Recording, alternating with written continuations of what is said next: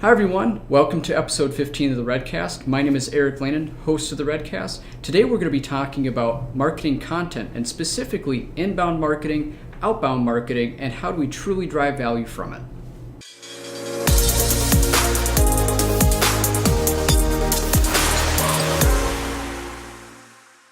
Hi everyone, I'm Eric Lanin here with the Redcast. Today we're talking about marketing content. I have Amanda and Carrie with us today. Amanda, would you like to start us off? Great. Thanks, Eric. My name is Amanda Isaacson, Senior Marketing Automation Consultant. I've been helping organizations for the last 10 to 15 years, helping them implement marketing automation strategies that drive business growth, really focusing on customers that are looking to innovate and help drive the pipeline with content and marketing solutions. Great. I'm Carrie Dowd. I am the Vice President of Marketing at Insight Software, and we are a B2B e-commerce company generating and creating tools to help manufacturers and distributors become digital in today's space. Cool.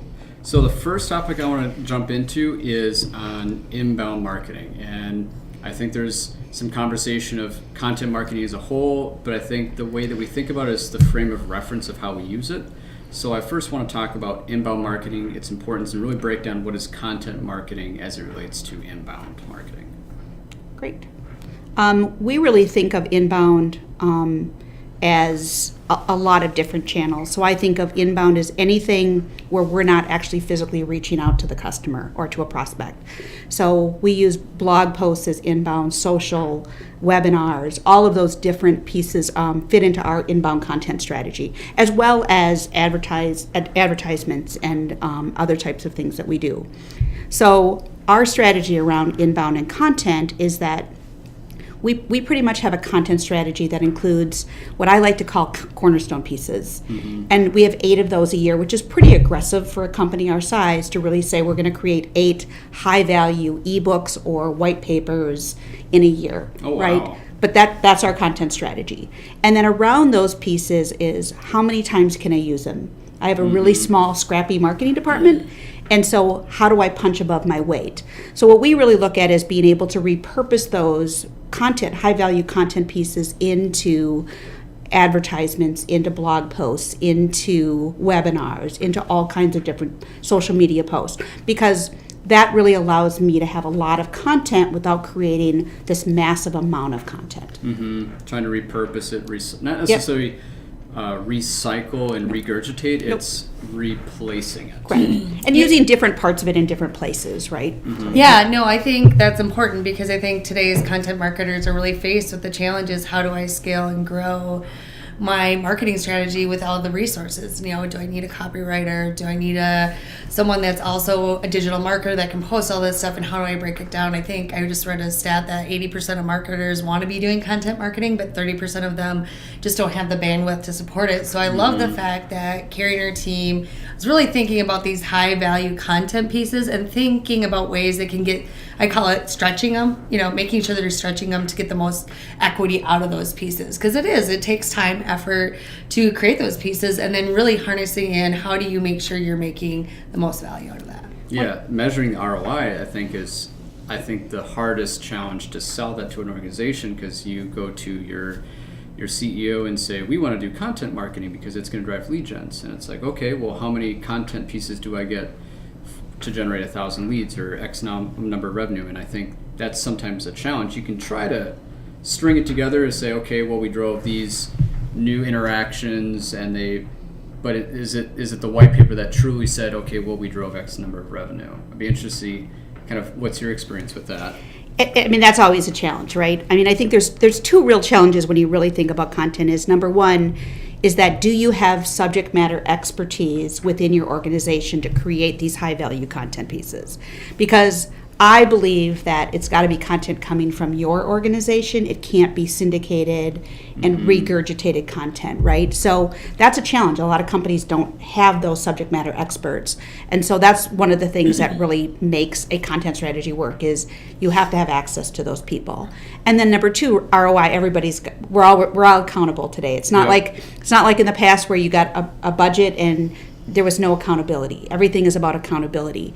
And we really look at it at several different ways. So we're doing this inbound campaign right now that we call Ask the Expert. we've been doing B2B e-commerce longer than any company out in the marketplace.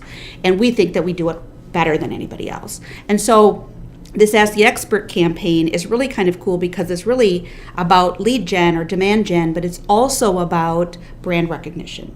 So putting these ads, it allows me to take a smaller budget. I can be out in 6 or 8 different publications each month, and the ads are the same. They look the same all over the place, but the questions change. And what we do is we drive those questions to a landing page where we have those high value assets.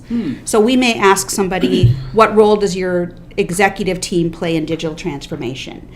And then we may use that same paper and ask a different question in a different publication. What I like about that is I can track where the engagement comes from, because each paper has a different question, and we have a different UTM tag to each of those campaigns. So from a demand gen standpoint, I can track every one of those interactions, where they're coming from. And then we also are giving people the option of asking their own questions, which I really like, because that helps me drive future demand or future content, because I'm letting our prospects and our audience really kind of ask their questions. And then if that's something we really have expertise and knowledge in, or a strong opinion on, then we can create an asset that would answer that question. So I like that piece, but it's also because it's the same everywhere and the look and the feel is the same everywhere. It's a great branding element. But if you look at inbound and placing like full page ads or digital ads, all in these places, it can be really, really expensive. Oh yeah. And for a very small budget, I can, like I said, I can be in a lot of different places, and that means I can try publications and other places that maybe I wouldn't be able to try if I had to spend more money on one ad. So that's one of the ways that we're looking at this, is that if we double purpose content like that, that's branding and demand gen, then I can track and have KPIs attached to that. And then we look at engagements, are people clicking through? We've really been sophisticated in even how we're setting up our website and how we convert.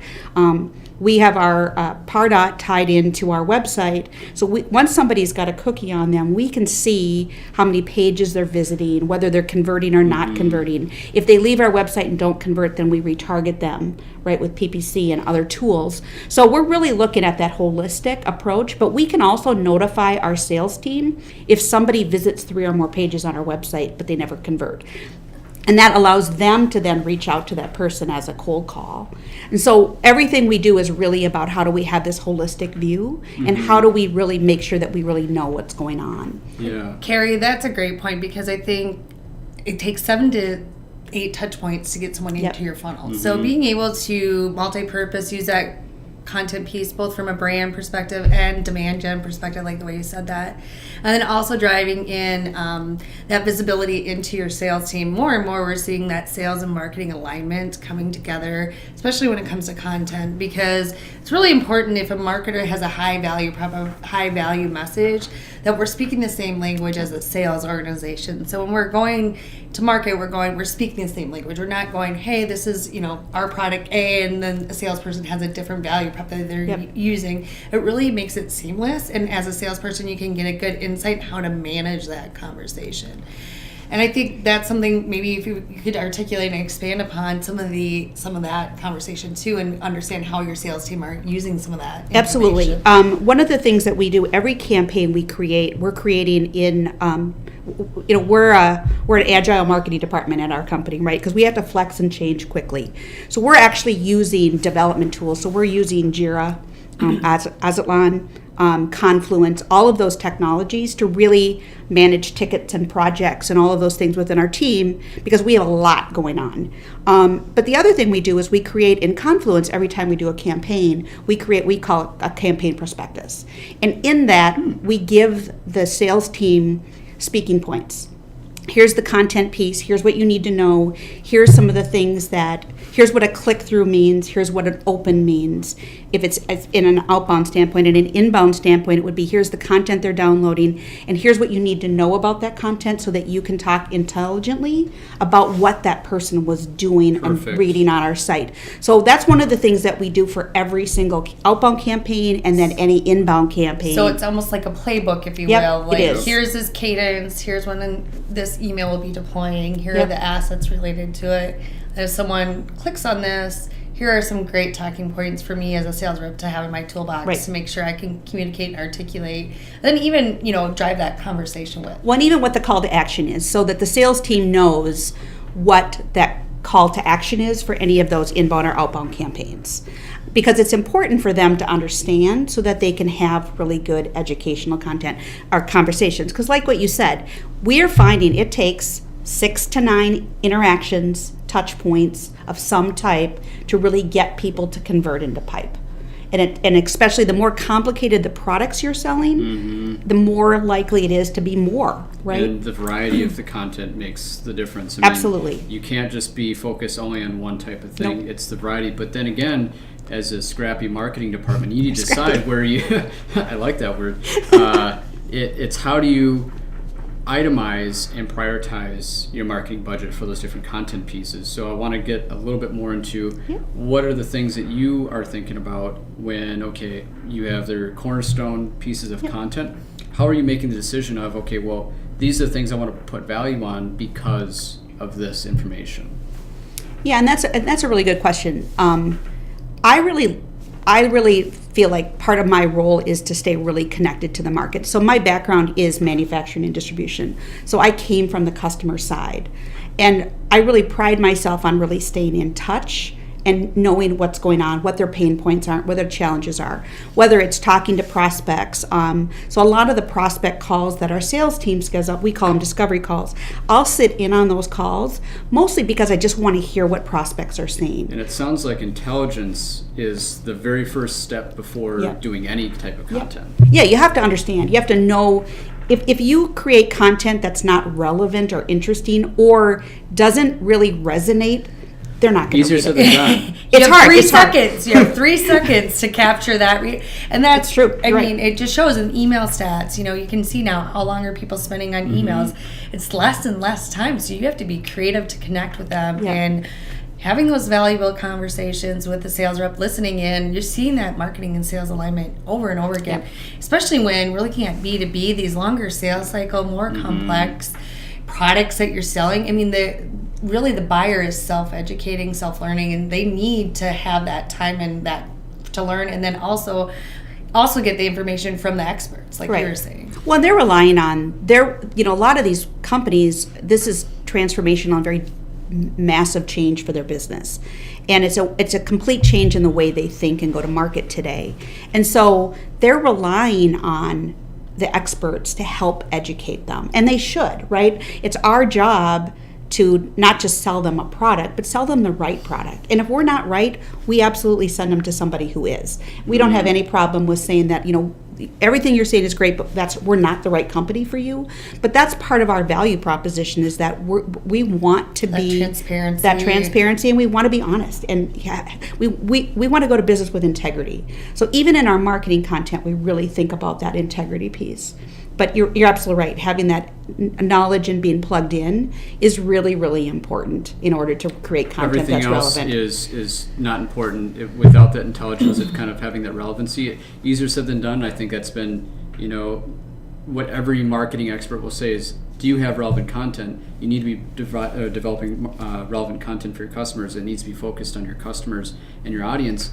But I think there's also the struggle in getting into the how do you develop that. And you touched on that, which is listening to sales, being in the customer's shoes, listening to customers, surveying them, those types of different activities that are driving that intelligence, which informs your marketing. Right. I honestly am one of those people who really believe that every marketer should spend some time in sales. I really do. Because if you don't walk in the shoes of the salespeople, you don't really understand the challenges that they face. And I've seen so many marketers that are just so out of touch with what really is happening. And I think it's just really important that marketers understand the sales and the customer's journey, what they go through. Because if you can't relate, how do you create relevant content? Absolutely. Thanks again for watching this video or podcast. If you enjoyed it, please subscribe. We highly encourage it and really welcome the support. You can find all of our other discussions on YouTube, Stitcher, or iTunes. And this is where you can find our other topics about marketing automation, CRM, Salesforce, and a host of other topics.